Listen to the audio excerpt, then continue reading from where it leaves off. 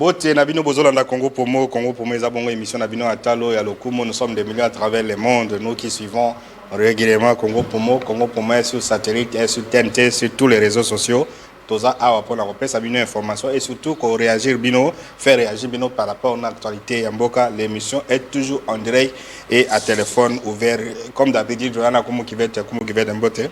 Mbote ndeko Michel, pardon, Mbote pe na ba téléspectateur, Mbote pe na ba auditeur Bolanda biso na Libella FM.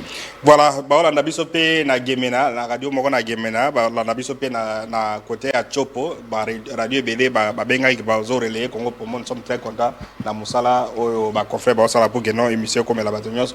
Alors lelo ça serait un échange toujours la gestion ya ba province na biso.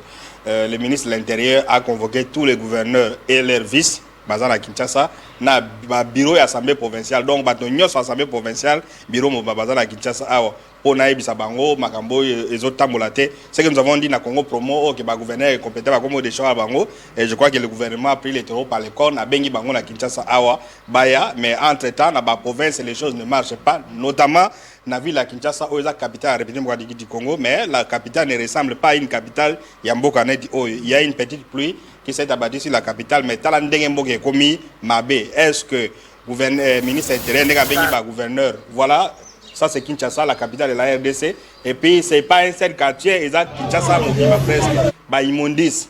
On ne sait pas s'il y a un gouverneur. Voilà, Moutoukandenge Sangoubé, Nani. Donc voilà, on va demander d'abord, on revient d'abord sur le plateau pour en parler. Donc on va mettre ces images. Alors, beaucoup réagir. Je crois qu'on peut nous afficher la thématique. Alors nous allons vous montrer Kinshasa Ndenge Zali. C'est Kinshasa capitale. Yamboka, il y a bateau, bateau se retraité, à la boye. On a l'impression comme si à Kinshasa on a seulement le président de la République, le premier ministre. Il n'y a pas un gouverneur. Gouverneur à ça comme ça.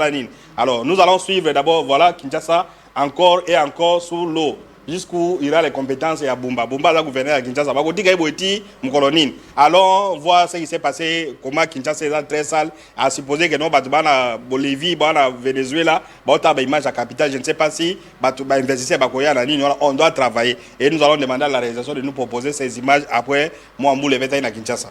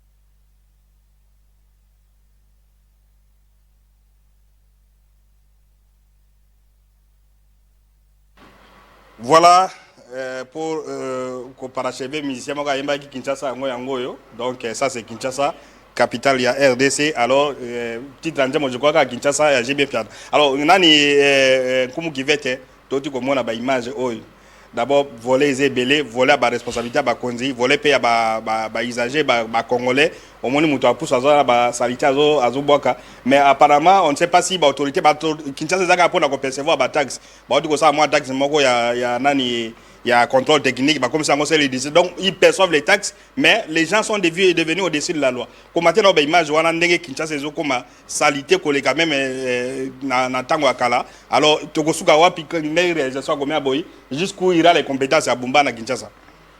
Les compétences à Bumba, c'est trop dur. Bien sûr, les alliés thématiques, mais bien sûr, les compétences, tu peux deux volets. C'est-à-dire, commandant la ville à Kinshasa, na gouverner la ville à Kinshasa. Des commissaires, c'est inconcevable dans le monde ya lelo. Au monde que mbula et beti, pe bato mema matiti. Batapusu, bazo balola matiti na balabala. Batapusu bazo balola matiti côté kokendo. Moni côté mutu ke wana ba milangwana etona ba matiti wana. Place côté lema. Et telemi, so ke komi na terrasse e bouché. Bandako e bukani. Donc ba policier na biso soki mbula ezo beta. Ville ezalaka contrôler te.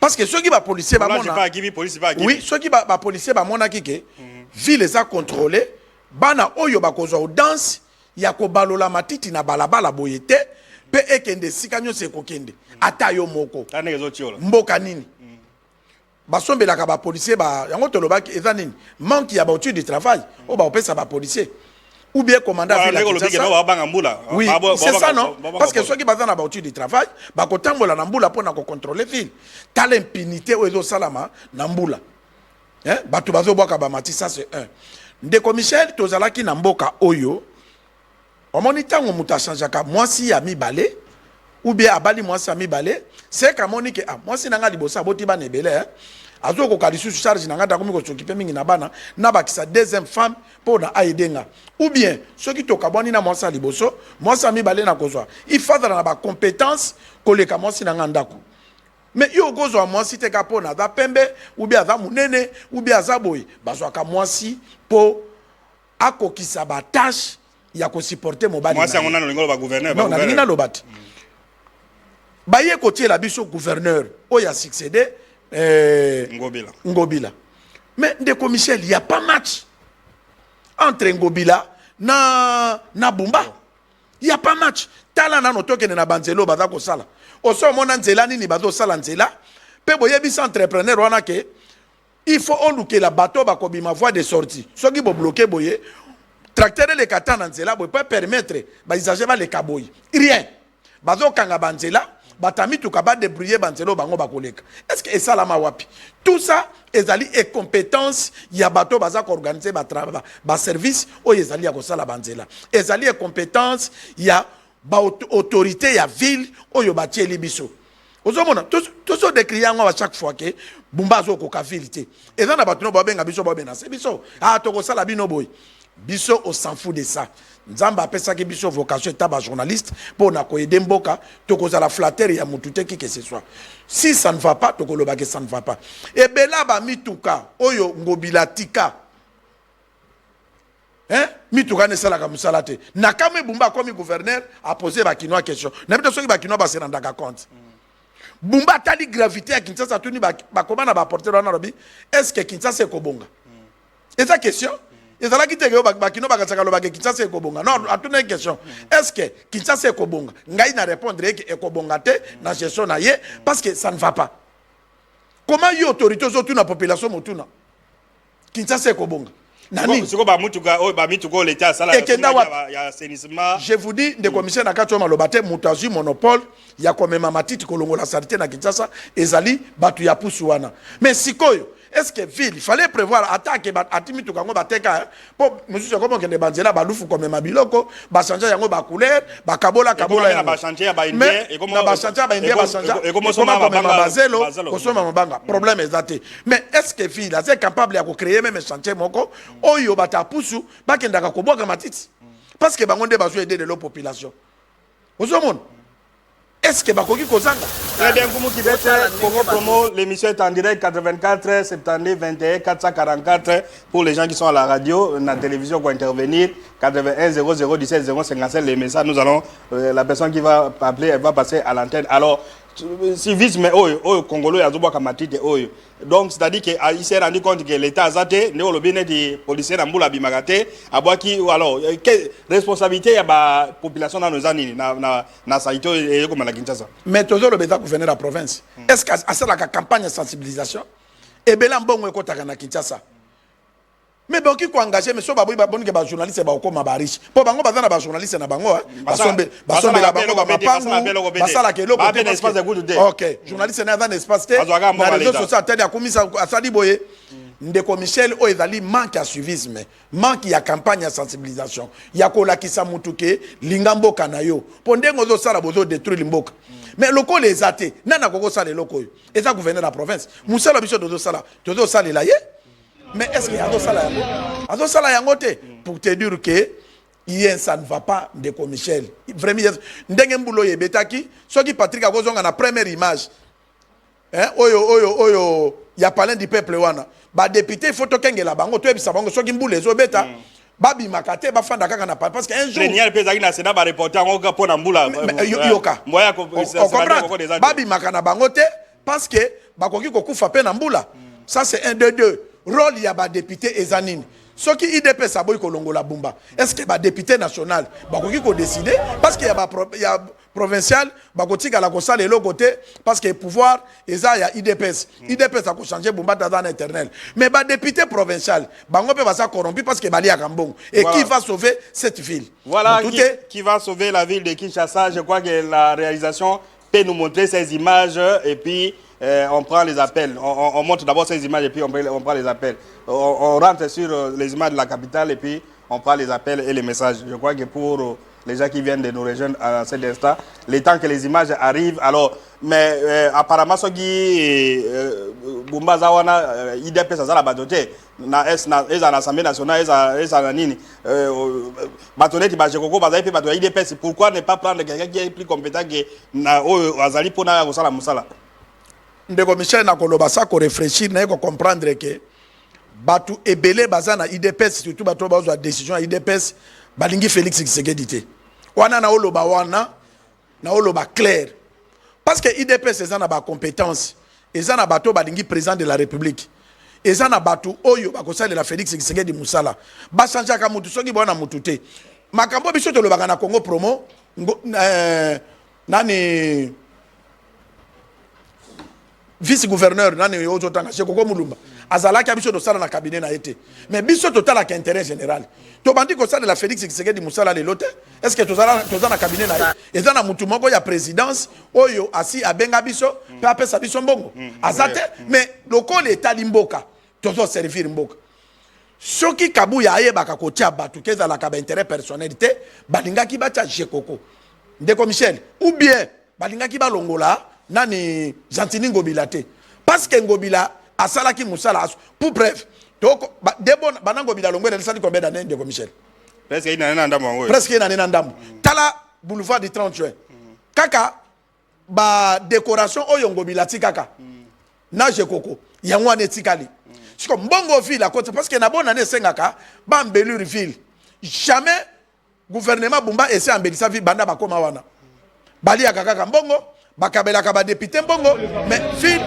musale za de tanade bato bakoma otambola na milangi lokola masuwa on a capitaine de la République et comme masuwa basala ngo pona bakatisa bato bakamba boye na ville munene lokola capitale Kinshasa kini label et comme boye mais kaka pona intérêt à parti politique batika muto na vanda kaka wana soki balobi non tokonuka tokoboma yo mais est-ce que banjoku babrakone babanda ko boma banjoku na zamba basida jamais basali voilà soki obomi kumu mususa kobima donc sans cela rien biso tokotika koloba te pona mboka pona ba intimidation na ba intérêt personnel on peut prendre bazo Koko Mulumba batie gouverneur na ville mutazo tota ko laksa na Congo promo ndenga tongi marché soki Koko akomi problème ezani ni Ndeko Michel Bumba atikala ko gérer ata wenzete azo mérité te cause la gouverneur parce que gestion n'est pas naie asa ko apprendre il a été élu député on peut pas au jamais ko apprendre na ville oyeza détruit complètement boye botia muto asa ko apprendre il faut botia muto asa expert na matière a tozo flatter mutute tozo flatter tozo loba pour l'intérêt à la République démocratique du Congo ça c'est honte ba eli national ba reporter eloko ba ko loba po na mboka po na mbula et salama wapi na ba pays lokola ba Dubai ba mboka etonga misima ya Kinshasa ba ko reporter ba eli national lokola ba sénateur ba ya te ba décaler plénière po na mbula pe bozana batu mbonge soko tanafil y a rien de l'autre tracasserie bandi ya kotuna ba permis kotuna ba ko déranger population en même temps population tambola ba conditions à renité. Voilà Congo Promo en direct, nous allons prendre les messages et les appels. Bonjour Congo Promo nazola ndabino na commune ya Kimbanseke a na Kimbanseke misala ya l'état tozomona te banzela ikangama gouverneur bourgmestre azate bourgmestre chef de quartier azate population yemoko nde akomi ko bongisa ba balabala. Bonjour Congo Promo nazala ngiringiri batongeli biso banzela ebele mais suivi ezate bakomi ko bwaka ba caniveau banzela batera c'est bouché bakomo baka biloko na ba caniveau. Voilà. Bonjour Congo Promo, félicitations na émission na bino ya civisme. Il faut koyebisa congolais qui abattre la mboka na e ba konzi ba na responsabilité biso pe ba congolais to na responsabilité. Répondez à celui-là. Oui, ndekwaza na raison.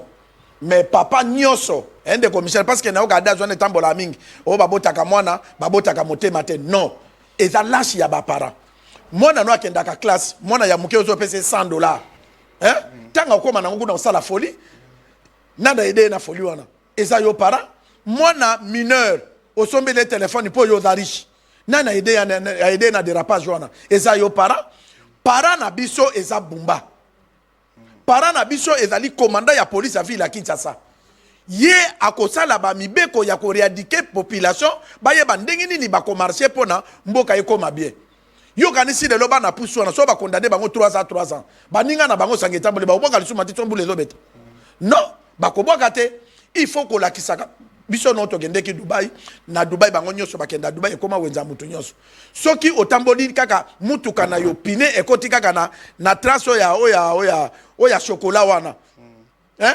directement autant na pénalité bakoya ko négocier te oboye et donc eza wana de commissaire des faute à population te effet ya conscience ezate civisme ezate ko la qui s'importance en mboka ezate à traiter en mboka ezate ça sert à rien.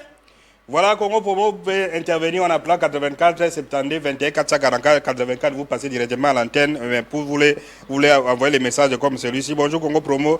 Batak c'est au foot à Katomo na Gayangote. Est-ce que l'Assemblée provinciale le Belagabisote biso ba peuple bazolo baka makamuna bango moko ba député. Bonjour Congo Promo. Pesa biso évolution ya misala o ya mboka ya Kinshasa. Bon, nous ne sommes pas les députés. Na ba gouverneur pas opesa évolution ya nini. Bonjour Congo Promo. Bolo banon côté ya rond-point Wileri. Désordre des makasi bato a moto bazali ba pekisa bango ba kota Gombe mais bazo bele la na Wileri ba bele la Gombe. Allez, mais bango moko ba pesa réponse. Biso do lobani. Donc, la population va comprendre que Kinshasa est géré. Est-ce qu'on est en charge à Félix Tshisekedi? Non. Kinshasa est géré. Il y a même où tu koloba wandenge ministre intérieur a bengi ba président assemblée na ba gouverneur. On comprend? Batika ba gouverneur, ceux qui ba bengi bango que ceux qui ba gouverneur baza ba compétent ba longola bango, là ça va. Mais ceux qui ça que non est compétent batika fanda kana pona go détruire toute une province. Biso na Congo promo tout ça contre. Parce que ba député na ba osakana bakozonga lisusu bakozala redevable devant population bakotuna population bo voter biso bolo balo to ko voter bino parce que bino bo détruire mboka bakondima te kende na poids lourd omo na ndenge poids lourd terrasse bouché ba terrasse à poids lourd maye komi ko dévier na balabala tambola na poids lourd o regretter. Voilà, bonjour Congo Promo, Tozola Ndavino, awa na moi ba difficulté, azala kingaba, voilà Ndavino na moi ba difficulté, on ne comprend pas de quoi s'agit-il, mais on continue à suivre. Bonjour Congo Promo, Bolo Bapé, Makambo ya ba gestion ba province, c'est ce que nous sommes en train de dire, ba province. Alors, en attendant, je crois que les gens ont appelé que moi, il y a vraiment difficulté à réception, l'Obana no ba province, Liboso ba province, Zalagi. Quand vous voyez un gouverneur de province, c'est Zamuto, Oyamunene, ok, Batubazo respecté, et pas aussi la Moussala, mais les lobes gouverneur de province, comme Bamasa, il y a un président parti politique, on prend quelques, M. X, Aoutaï Napoto, Batunde gouverneur, il y a Sangourou, mais ça les autres la matière, qu'est-ce qui manque à ces gens? C'est-à-dire qu'ils n'ont pas été formés pour comme gouverneur, ils n'ont pas été formés pour Salabanine, ou alors l'effet à comme gouverneur aux humains, ça s'arrête à ce niveau-là. Non, problème est d'aller. Baza kotala ba profil te parti politique est d'accord désigné puis petit à autorité morale de commissaire de Kalezala qui pose à la gouverneure à province il faut au mériter mutoaza ata na lupangu te yo tie ye gouverneur à province et donc on a libosa osombo eza lupango. Ça c'est clair. Mutunyo satala ki intérêt même jeza lo baginini. Soko zaka na lipa moko opesi mutu te za lisumu te. Mais soko za na mibalo opesa moko. Mais yesiko ya koti aza na lipa te. Amoni azui lipa moko. Eloko liboso sala ni ali ananu amela mai après luka musu pa pesa bato. C'est ça. Problème est pas na bise ezali, il faut baye bakopona nani bakoki kotia na place. Et ça n'importe qui te. Et puis pour gouverner là comme na place wana. On comprend? À côté Fabambongo. Parti politique est désigné bien sûr, mais pas à la faute. Ba éli provincial il faut pas 5 mbongo. Ce que zala qui na fie na ye abenga le bon, bodep sanga $600,000, on comprend? Na kozongi sabino 1 million. Ce qui na bimi gouverneur. Ozomon, ce que tanga kozo mbongo wana.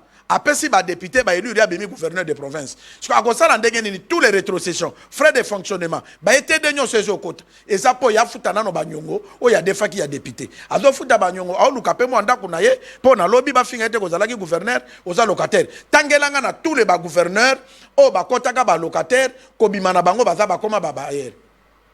On comprend? Ça prouve que bakota kakuna pona konuka intérêt na bango, mais c'est intérêt à province se développer. Mais bakoma na ba mapangu, mais province tika na ndenga kutaki. Donc pour te dire que il faut baye bakakopona, nani boko yiko pesa ye ebonga na ba responsabilité o yetali mboka. Ce n'est pas n'importe qui qui prendre pas non, ayembelanga trop, azalaka coiffeur na ngai, azalaka mutaba sireur na ngai, azalaka cordonnier na ngai. Non. Non. Voilà. Bonjour Congo, pour moi c'est grâce à Kiakou depuis la commune de Ngaliema. Je veux juste savoir pourquoi dans notre pays les choses ne marchent pas. Pourquoi beaucoup makameta molagate? Non, ce que lobi bongo alobi mabe, mboka makameta molaka ce que tambolaka tende tozo décrier te. On comprend? Tozo décrier parce que tozo ngananzela. Et ça na ba pays musukutu Congo makameta molaka. Mais problème est dans nini? Na Congo to ba autorité na biso ba binde ko respecter ba parole te. Nete loko ndeka uto benga. Ba lobi moto ekota na ville te. On comprend? Mais lobby monte koti na ville. Ozomona bana moto bakomi lokola bangonde bakolo Congo. Bako kanga nzela ba lekina mituka na priorité. Ako tuta mutuka ya mutu. Akei. Ako bako kanga nzela moye mituka etambola izate. Et salama wapi. Nani ako protéger population. Et ça l'état na ba autorité nde ba commettre ba loi oye ko tambwisa mboka. On comprend? Voilà, bonjour Congo Promo. Bato wana bako sala mibeko na pardon de commissaire de Bazali, mais basana ba parti politique ité. Basa pe bato abikolo na bangote. Alors azo fonction de ni. Bonjour Congo Promo, longonya vraiment na émission la bino mutuna nga eza est-ce que président Félix Tshisekedi azoé ba makambo ba gouverneur basalaga. Il est sûrement informé. Non, mais les chefs de l'État ali premier muto yo avait informé na mboka. Mais ba député bazawana yé a jouer rôle ba député. Non, yoka. Il faut qu'on réponde de clair. Chef a informé. Mais Félix Tshisekedi est démocrate. Félix Tshisekedi est dictateur. On comprend? Ce qu'on remarque, les députés, les gouverneurs, les députés, les Longoli, jamais Félix Tshisekedi dans le but non, bozongi sae. Ça prouve que azotika chaque batou, basala na bango, institution est travaillée. On comprend? Donc batika kokota chef de l'État na makamboana parce que l'Assemblée provinciale bangonde ba fotaka ba gouverneur. Bangonde baza de devable ya kolongola gouverneur soka osala bien te ou be batika soka osala bien. Donc état président de la République. Donc ceux qui ba député à Kinshasa bazo tika Bumba avanda, c'est que ba yebi kazo sala bien. Mais peut-être biso to ça contre Bumba, nde to sala erreur. Mais ceux qui population bazo mona ke Bumba zo sala te bango batiki 2028. Ceux qui bazo ngi sur ba député, c'est que ba kinois ba milingite. Bonjour Congo Promo. C'est un problème qui concerne toutes les provinces. J'ai visité plusieurs provinces de la République démocratique du Congo. Je parle même de Olomami où je viens. Je n'ai pas constaté qu'il y a l'État là-bas. Donc dans les Olomami, Ndeko Robert Autinal Olomami a constaté l'État là-bas. Bonjour Congo Promo, félicitations pour votre émission. Nazotu Naboye, problème il y a Kobengana bana na classe na Minerval eza ndenge nini est-ce que l'État qui ko interdire l'école ba bengana bana te? Bon, Kobengana bana ndeko Michel, je pas dire que na condamné ba école. Tolo ba vérité. Kobengana siko so fudi Minerval a bengani. Non, mais ezana ba para mosusu. Omoni ngai mona nanga azotanga na école moko songolo na olobate batu musuba oloba lolendo. Na kendeki na réunion des parents. Papa moko lycée wane bengana ki mona na été. Mais ti ane sili afutite.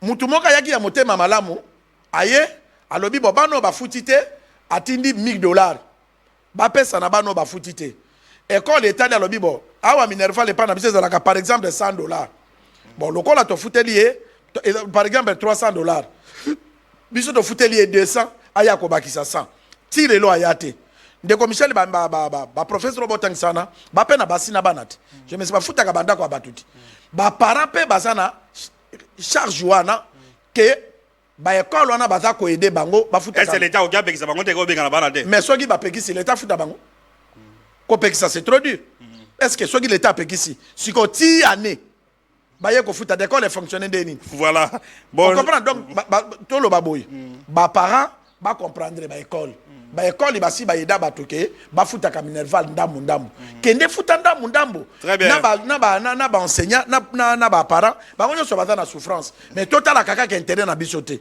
Voilà, nous avons quelques problèmes techniques à ce qui concerne les appels. Bonjour, nos compatriotes, c'est Jean Faustin, Namwami, na Otu et les territoires Yawacha, Oyo Nyoso, et Zaliko distrait peuple congolais pour n'avoir intérêt na bango, tout le monde est là, bien Namboka. Bonjour, voilà, bonjour Radio Congo Pomo, oui, Radio Congo pour la président Asala Nini, Oya Sali Ekoki. On n'a pas compris ce qu'il voulait dire. Voilà, bonjour, naningaka émission na yo mingi melobela biso problème ya ba ministère mususu oyo baja baza impayé plusieurs mois, plusieurs années, mais solution est magate. Il s'appelle Maurice Makwissa. Voilà. Na lobaki yango na problème ba ministère ke soki ba ministère bazo futa mate ndeko Michel eza problème ya finance na budget.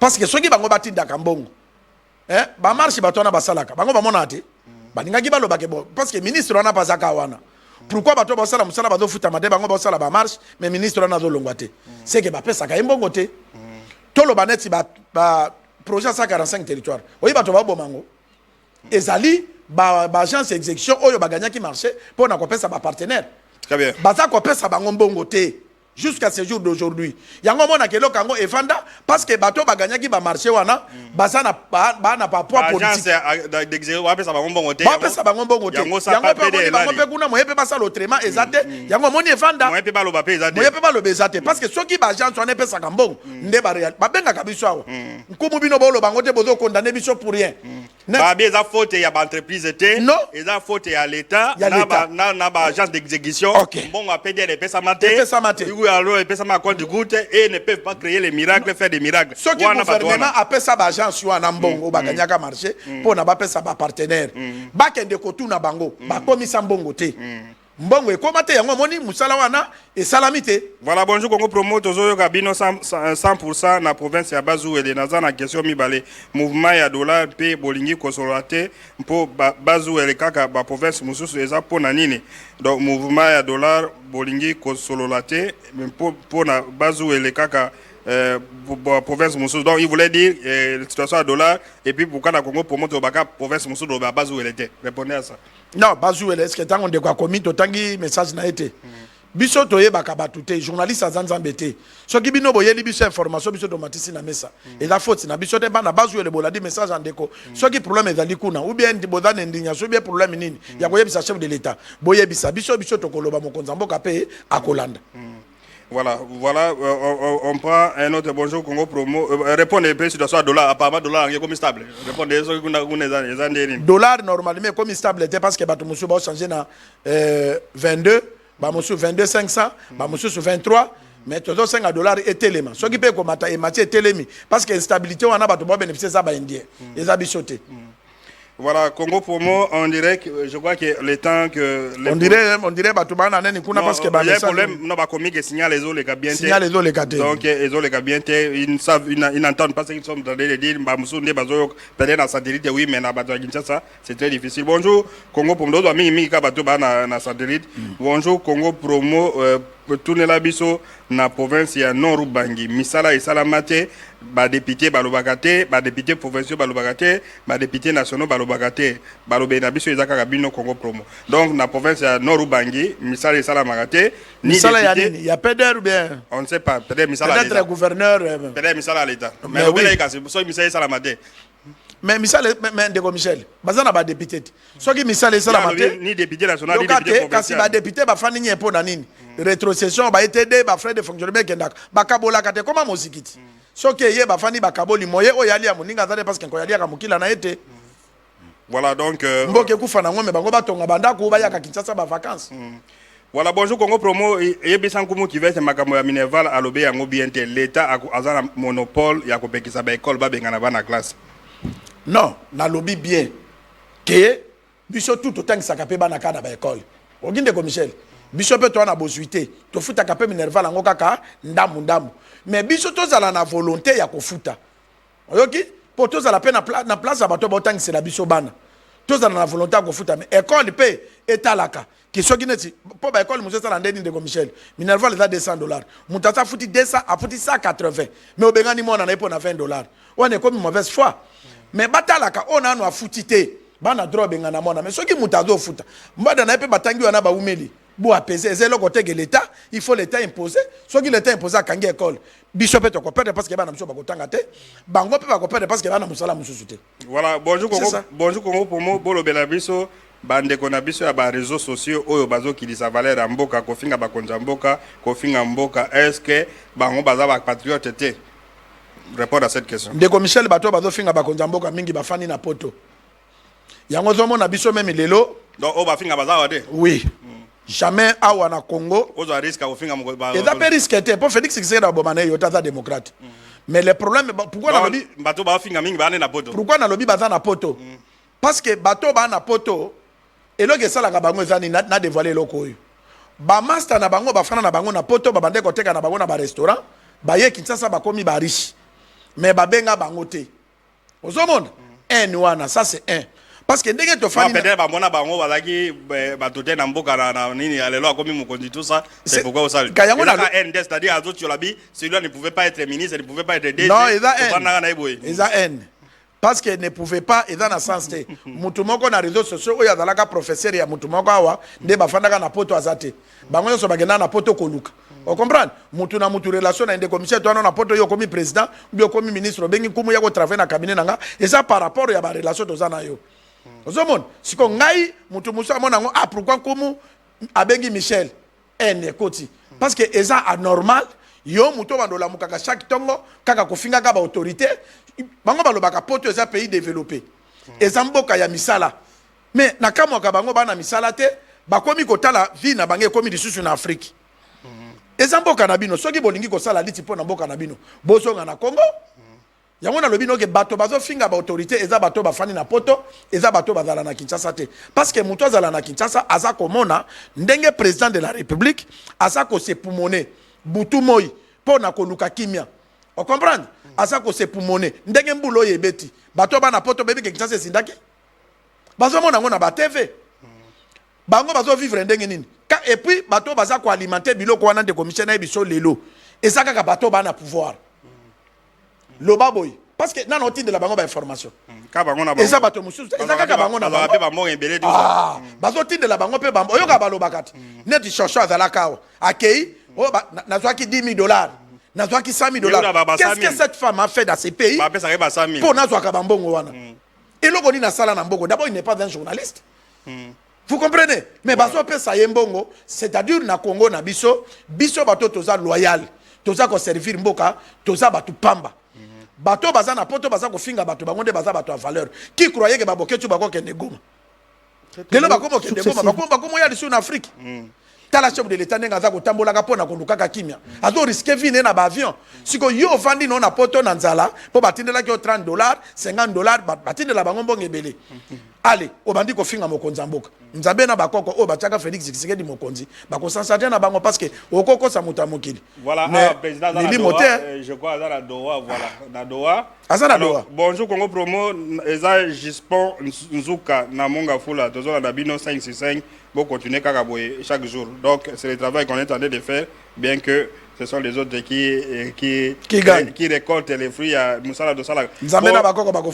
Bonjour, bonjour Congo Promo, président Alobaki à la tenue militaire. Est-ce que vous êtes d'accord ou pas? Chef de l'État Zalaka déjà premier soldat de la République. Commandant suprême. Commandant suprême.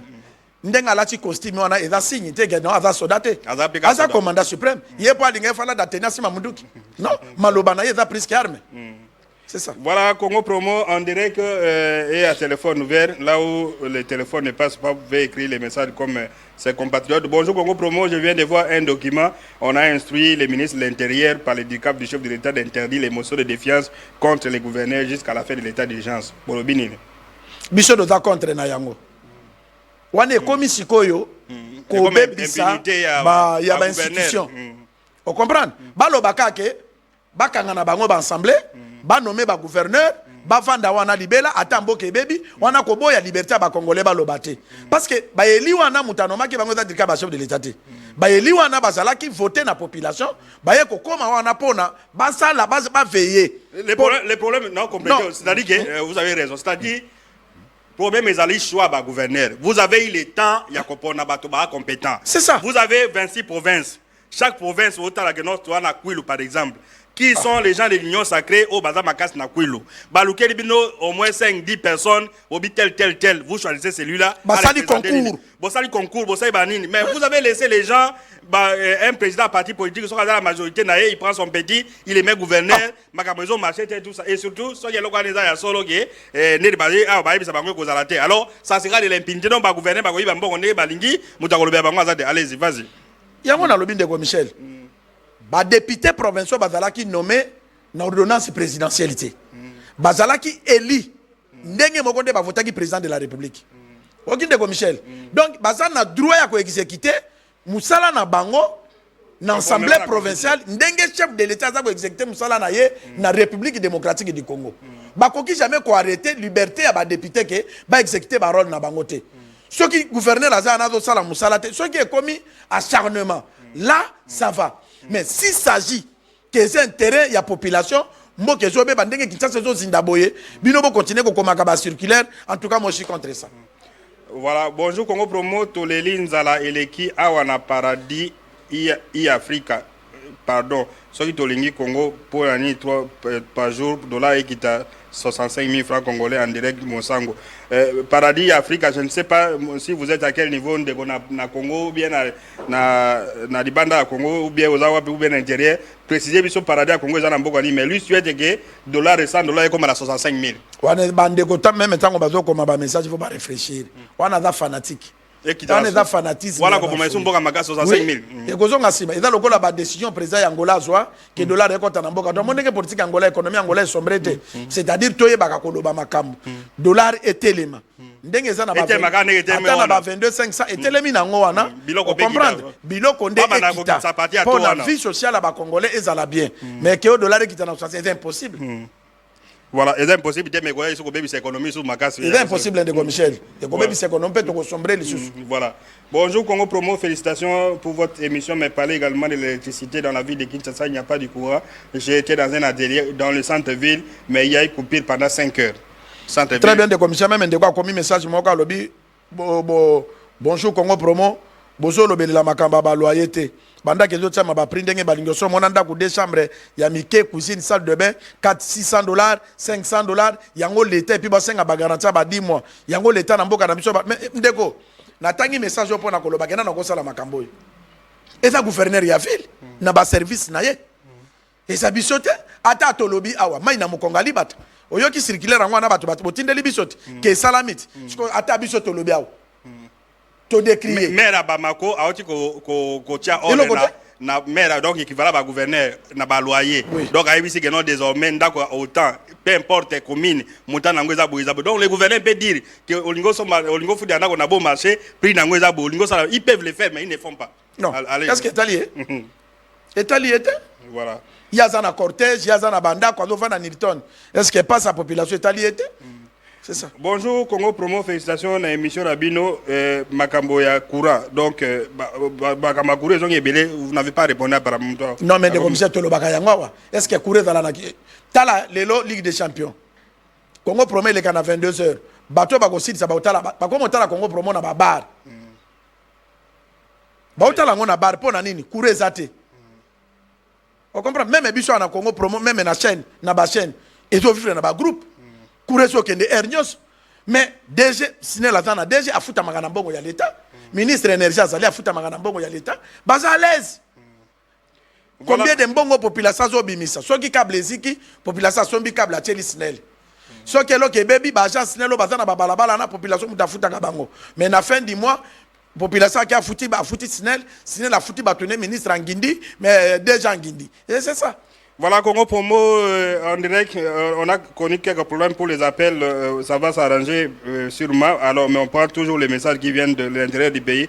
Bonjour Congo Promo, na vengi bino na ville Gemena, na Gemena awa, kura ezate, nzela akula Gemena, ekufa muke, ti lelo ebongakate, toko sala ndenge nini? Mais de commissaire no totaki na Gemena na mission officielle la présidente de la République. Tokoma na Gemena masanga na biso de la publicité teka ma combien mais masango ezo teka na Guado pardon eza ya banani masanga teka na Guado eza masanga ezo ta Centrafrique nde teka ba moins cher na ba ji o bateka 1000 francs ah kuna eza so ba 6000 francs ji o ya 1000 francs to kotanga kombo na ngode ya 7500 bière awa o bato ba melaka awa nyoso ba comprendre 3500 kuna eza ba 12000 non oyo mususu wana ezalaki 15000 oyo mususu wana 13500 yoka. Mais ils ont la République démocratique. Non, na Gemena Guado ba mela bien net o mela whisky. Ah. Na yoka ki ministre de transport azwa ki décision à lobby ba maso ba sala kana ba mabaya wana et salate. Mais ngana lobby to la ki na maloko juro wana. O mo ndenge ba iborezo matate. Donc décision elobami mais suivi nango ezate. Très bien. Lobby togolé qui s'appelle les ma awa togo yoka to souhaité mais koya parce que e ba le tomboka ka ernyos. Oh, ni n'est pas ministre Abiba ça ezala ba cano disons ba balani ya mabende mais Chani Maïtia lango ezala wabi. Voilà les gens qui appellent 732 na suka appelez 84 vous allez passer à l'antenne je crois. Voilà vous allez passer à l'antenne. OK. Donc on prend voilà, on va au niveau de la province de la Tchouapa pour voir l'évolution de PDSA 45. On a dit justement la Tchouapa, Misala ici, c'est 80%. Il y a Misala, il y a PDSA, c'est Salamagi. Mais il faut toujours, bazo sala, bazal d'exécution, ça va toi la mbongo. So, Misala les là, là, peut-être ils ne disent pas. Bino Bebo, ça va mbongo pour que le président dit ses travaux, première phase va se terminer le 31 décembre. Nous sommes au mois de novembre. Misala Lingé Silama. Bolingé, c'est comme en décembre, comme les femmes là. Non. À donner l'argent à ces gens, s'ils détournent, tant mieux, bango la prison, ainsi de suite. Mais en attendant, au niveau de la province, là, quand même, c'est une réussite. Nous allons constater à travers ces images que la réalisation nous propose.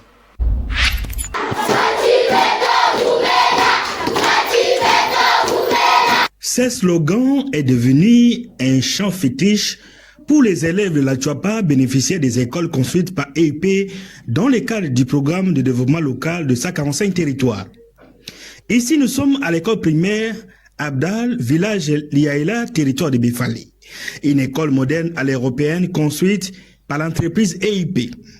L'administrateur du territoire de Bifali, qui a procédé à la coupure du ruban symbolique, a remercié le président de la République Félix-Antoine Tshisekedi Tshilombo, l'initiateur du projet, le PNUD, et EIP Tchouapa pour le sérieux dans l'exécution de cet ouvrage. Bana na biso oyo baza kotanga bazalaki kotanga na ba conditions très difficiles et lelo à travers vision ya chef de l'État mokonzi ya mboka oyo tozobenga Fati Beton Félix Antoine Tshisekedi apesi ndingisa na mboka mobimba na etuka mobimba ete bikole ba centre de santé ba bureau administratif etongama pona ko désenclaver bisika mosusu pe pona ko valoriser bana oyo baza kotanga po batanga na condition ya malamu. Est-ce que loko wana ezali mabe?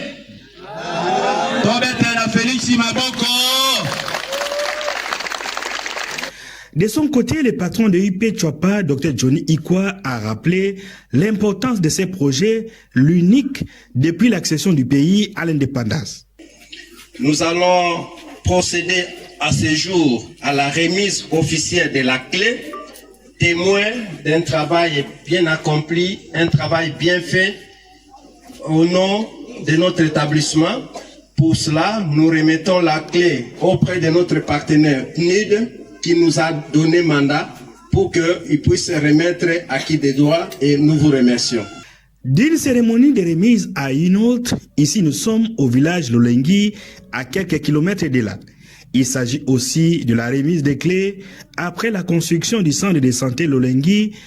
La cérémonie se déroule dans la nuit car le centre de santé est éclairé. Ici comme ailleurs, tout le monde ou presque remercie le chef de l'État Félix-Antoine Tshisekedi Tshilombo pour ses chefs-d'œuvre et EIP Chwapa pour la construction de ces bijoux.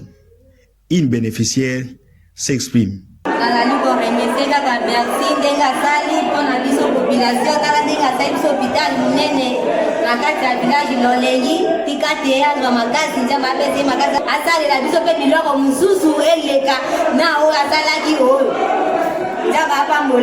Tard dans la soirée, le directeur général du... Voilà, de retour sur ce plateau des Congo Promo. Nous avons connu quelques problèmes techniques, mais la prochaine fois, je crois que la réalisation va nous aider à pouvoir prendre également les appels. Alors, comme qui va être, ça, c'est aussi un message que nous adressons à la présidente de la République, à la première ministre, à gouvernement, pour que Missal est là, et si la macasse, il faut pas passer par toi. Pardon de Michel Moutakoti. Alors, de Gobengwa, puis combo contribution. Bonjour, de Godan direct na Congo Promo, combo contribution.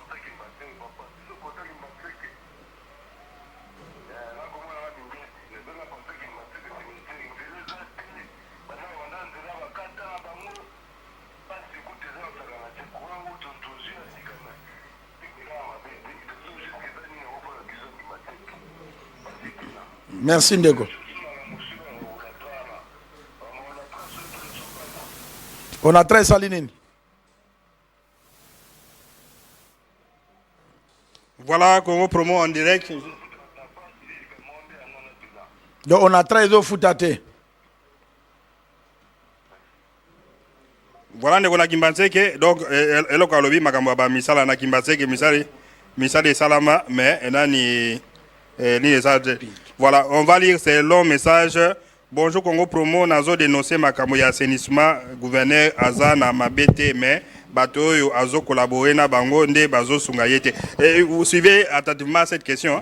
Bonjour Congo Promo, nazo dénoncé Makambo ya assainissement, gouverneur Azana Mabete, mais bateau yo azo collaborer na bango nde bazo sungayete. Monsieur Nyosh Yembi, bapesiye responsabilité. Il s'appelle son Nyosh Yembi. Bapesiye responsabilité comme cordon ya assainissement Nangaliema. Précisément site UPN a fouti mbongo wanate petit sikoyo mbongo eza toujours na maboko na ye tosengi na gouverneur atinda bato pona enquête anonymat un message anonymat parti à UPN ndenge modalo Ami Bombi na ye. Ami Bombi il a raison. Alors mais information là que on donne l'argent mais le monsieur là ne veut pas payer, ça va passer mbongo à solo point d'interrogation. Mais est-ce qu'il y a Ndeko Michel biso na Congo Promo to ko s'intéresser na bato anate?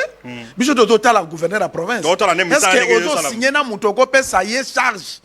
Hein? Pe muto ana ze compétent pe yo tike gouverneur la okanga ete. Gouverneur la mukonzi munene tende ko Michel. Gouverneur la province aza mukonzi munene, il peut pas jouer avec lui. Opesi mutumbongo o eza ya mboka. Si c'est réellement si c'est réellement pesa ki mbongo. Mais azo sala misala ebela ba mitu Kongo bila tika e mona nakate. Otuni biso ba kino question de savoir. Kinshasa ko bonga. Mais biso ton dibi ke ko bonga. Mais bongati. E bonga po biso ton di ma biso to bi ba to anata. Voilà pour les gens qui viennent d'entrer maintenant, apparemment, ligne Bongi, les derniers appels dans 84, si vous appelez 84, vous allez passer à l'antenne, on va prendre les tout derniers messages.